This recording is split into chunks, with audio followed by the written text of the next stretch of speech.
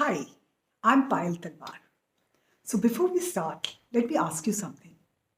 Do you have any idea how much information is thrown at our nervous system every second? How much of it is thrown at us from around us every second? So let me tell you, we get close to 2 million bits of information per second. Now just think, if our nervous system was to process all this information, what's going to happen? Boom, right? So what really happens is we get close to 2 million bits of information, but we process only 132 bits per second. Now what happens to the rest of it? What happens is that when we get information through the five senses that we've talked about, there are filters in place. Filters like deletion, distortion, and generalization, which sift through the whole information and let our nervous system handle whatever is possible. So, like I said, we have generalizations, we have distortions, and we have deletions. Deletion, simple, it just cuts off the unnecessary information. For example, are you aware of the temperature of the room? Now that I'm saying it to you, you will start becoming aware. But since it's not needed at a particular point in time, you might have just deleted it out. The second would be generalization.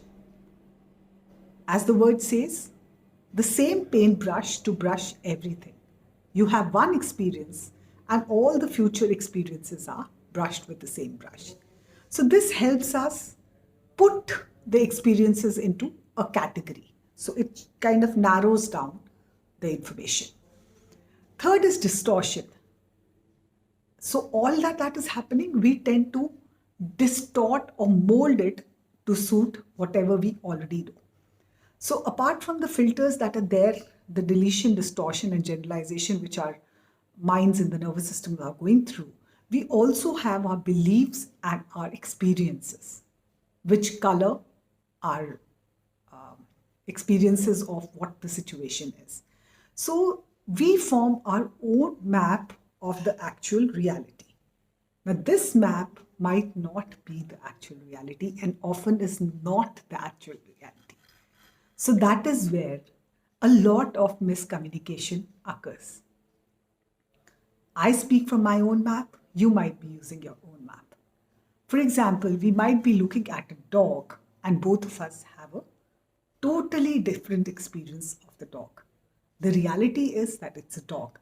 I might find the dog cute, whereas you might find the dog smelly. So, what we have to keep in mind is while communicating or while speaking or even listening, we have to be aware that the map is not the reality, that the filters are always working. And just to be aware that maybe what I'm saying is not the reality, or maybe what the person is speaking is from his or her own reality, the communication can get that much smoother. So more about this in the next one. Thank you so much. And if you like us, do share or subscribe.